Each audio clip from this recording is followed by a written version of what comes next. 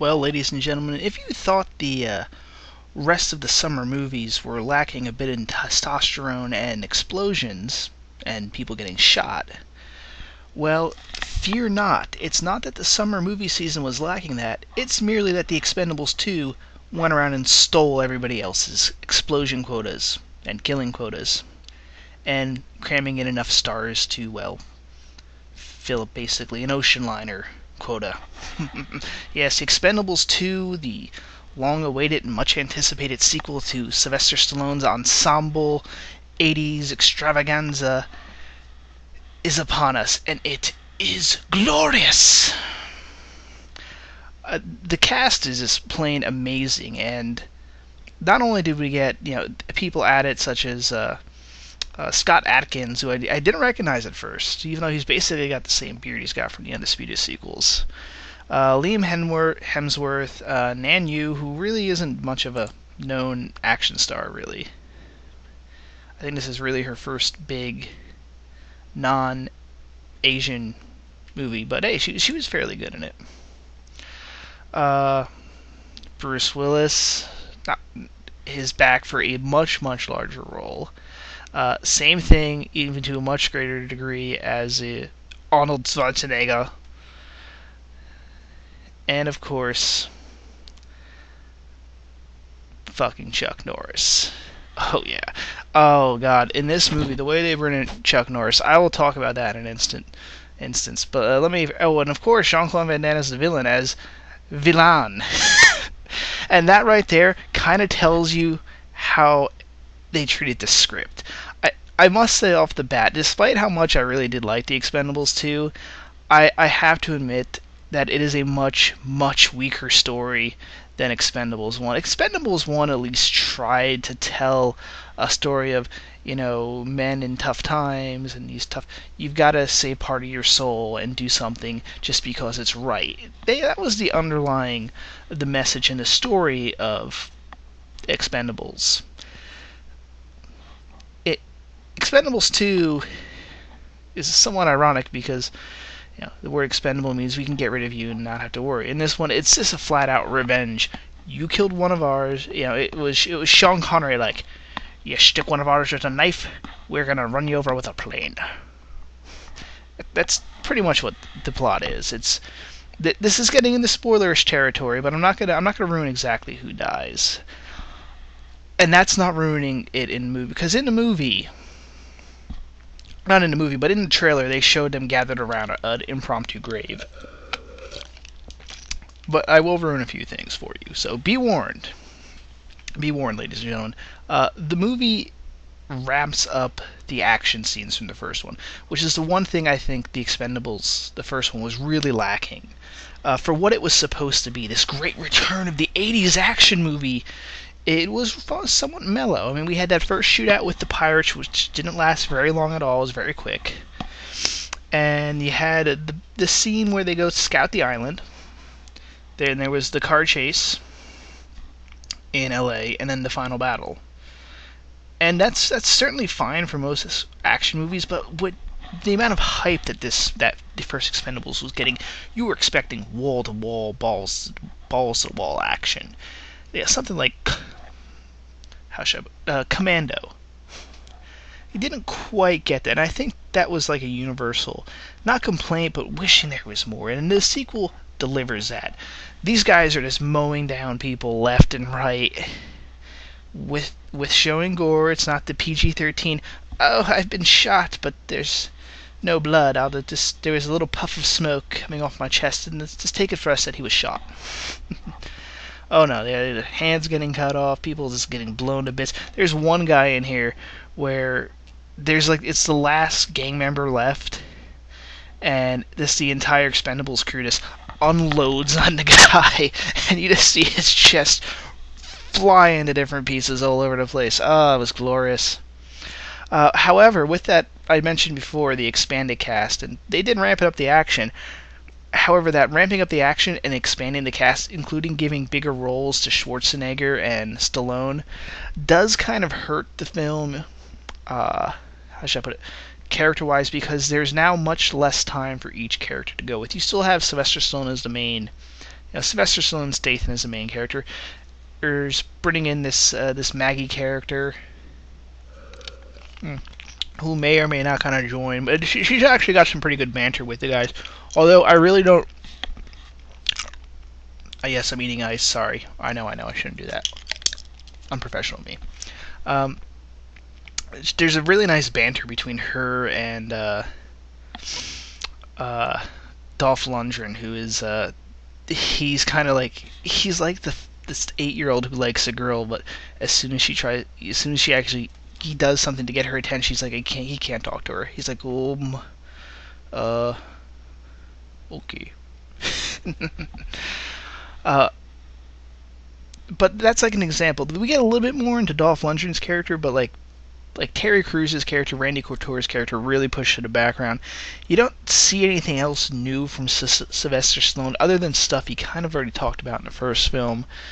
Jason Statham, there was, I guess his character didn't go anywhere in this movie. Jet Li literally bails out of the movie halfway. That's really not much of a spoiler. He'd said he was kind of taking a more of a step back. He's in for the first action scene, but he literally kind of as they're dropping off this Chinese billionaire, he jumps out with him and they're like, "Are you gonna be back?" He's like, "Maybe I will, maybe I won't." I guess that's his answer. Very fourth wall breaking, which they kind of do throughout this movie. They very much break the fourth wall. Like, they even added in with Dolph Lundgren, and they made his character where they revealed he went to MIT and got a degree in chemical engineering, and he was really was actually kind of smart, despite the fact of how fucked up his character is. Which is a great little thing to put in there, because in real life, Dolph Lundgren has a master's degree in chemical engineering. I know. Amazed, aren't you? And speaking of that stuff, they just put a ton of little references all over the place. Like Terry Crews calls Schwarzenegger the Terminator. And there's a wonderful bit at the final shootout at the end where Arnold Schwarzenegger, he's shooting with Bruce Willis behind a cover. Bruce Willis moves up. Then fucking Chuck Norris shows up and starts shooting him, and he's just going, what next? Rambo? Which, very ironic since Rambo is in this movie. Yeah, but I think Bruce Willis's character and how should I put it? Both Bruce Willis, Chuck Norris, and Schwarzenegger, like, their characters they kind of have arcs, but the arcs are not done in the movie. We kind of know Schwarzenegger has this like rivalry with Stallone, but they kind of team up in the end, which is again in a trailer. Actually, he gets revealed in the beginning of the movie, and it was surprising because I wasn't expecting that character to be. When Schwarzenegger gets revealed, I wasn't expecting that to be him. I was expecting it to be somebody else. So I was satisfied with that. But yeah, he kind of shows up and it's like, oh, we're kind of working together now because I owe you. And then Bruce Willis, like, Stallone kind of shoots at him. Like, Willis doesn't actually do anything himself. He always gets other people to work for him. And I guess it's his character arc is that he, at the end, decides to go and join the actual fight. And like Chuck Norris's character, like they call him, his name's Booker, which is a great reference to one of his previous characters. But they also call like the Booker's his name, but they also call him the Lone Wolf. He's known as the Lone Wolf, which I'm like, that reference went over so many people's head unless you know or have seen Lone Wolf McQuade. And basically, he's supposed to kind of have the same character arc that he had in that movie, where he starts off as the Lone Wolf, but over the course he decides to team up and gather a group of friends and allies to help him take on a drug cartel. And that one, in this case, it's Jean-Claude Van Damme and his army of Satan-worshipping gangsters. I think that's what they imply.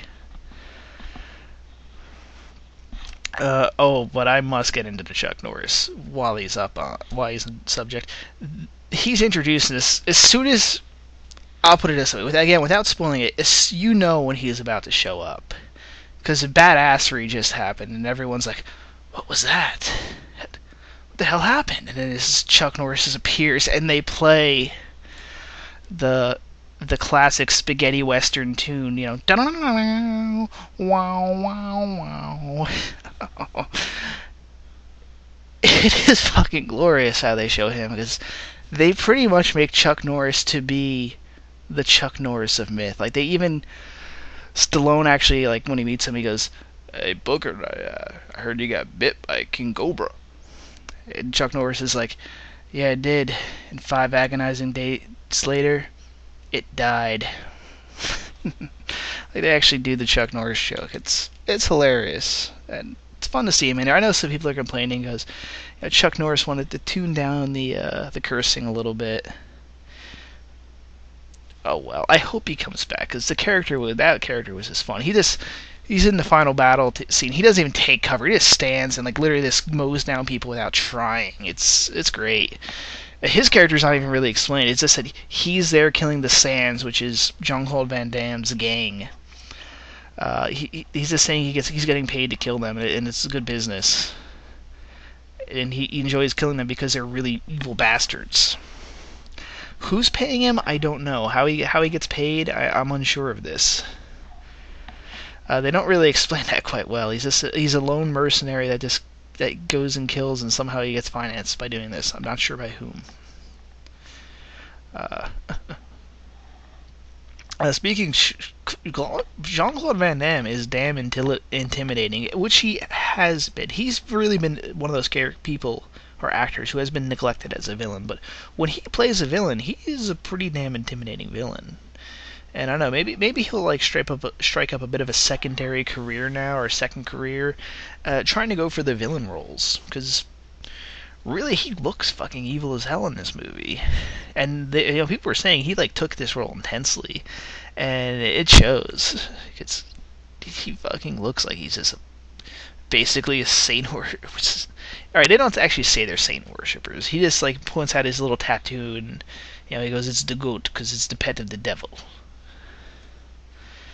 But still, Liam Hemsworth is okay as kind of the new character, Billy the Kid. They give a nice little backstory about him, but I don't want to get too much into that. After you see the movie, you'll understand why, since this is a spoiler-free review. Any other standouts? Thinking here real quick, because it's such a big cast. You kind of want to make sure you don't miss anybody.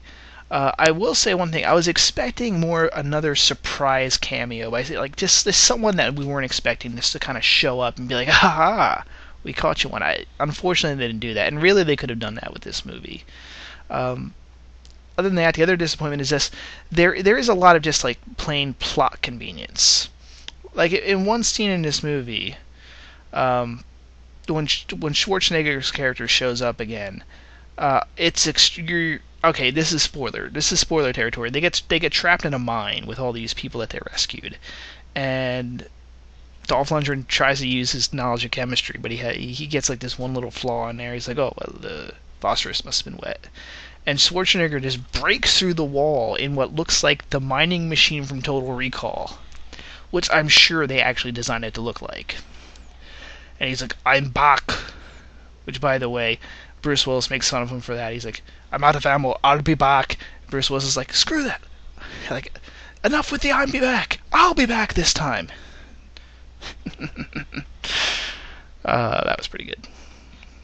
Again, there's great little like back and forth, like 80s action dialogue between everybody. Like, they pull out the one-liners and shit, and it's enjoyable as hell. But yeah, the real kind of plot convenience, like, wait, how did Schwarzenegger know they were in there? Like, how would he be able to figure that out? Because that just happened. It is kind of one of those that they probably could have made it more tighter by adding a few extra minutes of kind of some expository dialogue to kind of explain stuff. But you know what? It's in this movie, you can let it go. You if you can't suspend your suspension of disbelief, or have a suspension of disbelief, I should say, to that degree, then this really isn't your movie from the get-go. I mean, this is a throwback movie to those 80s action films. I mean, you're supposed to just sit back and have fun. The dialogue is very fun and very much a lot of times relying on you knowing these type of movies and getting little references here and there to various characters and movies that they're kind of honoring. The only problem I did have is they explain that they have to get this device from a safe in this Chinese crash, and they say that the region they're in is in Albania. I don't know how the rest of you, how well you are with geography, and I'm sure one or two Albanians might eventually find this review, and they will probably agree with me. What the fuck is a Chinese plane doing over Albania? Albania is on the opposite side of the Adriatic Sea from Italy. It's nowhere fucking near China. Where was the Chinese plane flying to? Which, again, we're in spoiler alert already. It contains a map of a mine where the Soviets stored some plutonium. One, why were the Soviets storing plutonium in Albania? Albania was a very unreliable. I think by the end of the 60s, they weren't even part of the Warsaw Pact anymore. They were kind of one of those independent communist countries that weren't really with the Warsaw Pact. They were almost more with the West at some points. Actually, they were extremely isolationist, but my point still stands. Like, why did the Soviets store it there? Unless they were just, because they kind of say it was near a Soviet base from the 80s, and really they needed to. Now maybe I'm just remembering this wrong, and it's not Albania, but they really should have set it to like Kyrgyzstan. And not only that, they do say it's Albania, but then when they're flying like helicopters and stuff, they borrowed them from the Bulgarian army, and so they have Bulgarian markings on them. Again, 99% of people out there are not going to see the roundel on the side of a helicopter and go, wait a minute, that's a Bulgarian roundel. So I guess you can forgive them for that part. But still, they could have just made it Kyrgyzstan. Or give it another made up... Give it a made up stand name and say it's part of the former Soviet Union. Or just, if you know, Transylvania or something along those lines. It would have probably been better. They should have gave it like, what's the trope name? It's like Roristania or something like that, where it's like the stereotypical generic Eastern European country. They should have really went with that, because that would have been another great little reference. And then we wouldn't have had these little issues. The other little tiny thing, and I will agree, the last one about that nitpick, this is a nitpick too, but the opening scene takes place in Nepal, and they're driving up, approaching this town, and it's big, wide open, flat fields all over the place. There's not a mountain in sight. I'm like, yeah, that is so Nepal right there. And then when Nepal is very high mountains and very dense jungle river valleys. It's not plains. That's a minor nitpick, though. I doubt many people other than me are going to catch that. That's neither not. And now I'm just kind of going into minor stuff. I will just say this: they do use a lot of CGI gore, and I don't like CGI, especially for an action movie like this.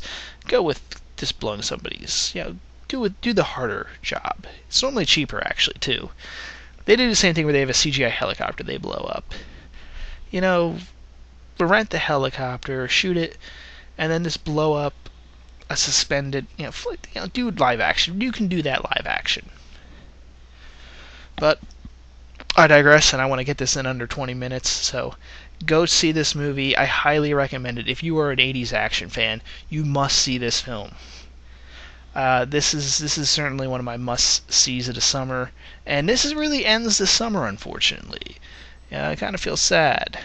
There's really nothing else that I would, until September, that I really plan on seeing, so expect my end of the summer video to come out fairly soon. Probably sometime during the week, because I got stuff to do. But, summer 2012 is over. It was fun, but we got some other stuff coming up soon. And hopefully we'll have a few other different reviews. and possibly a new show, which I got to talk to a few people about before I reveal any plans about that. But signing off for now, guys. Stay tuned and please subscribe if you enjoyed the review.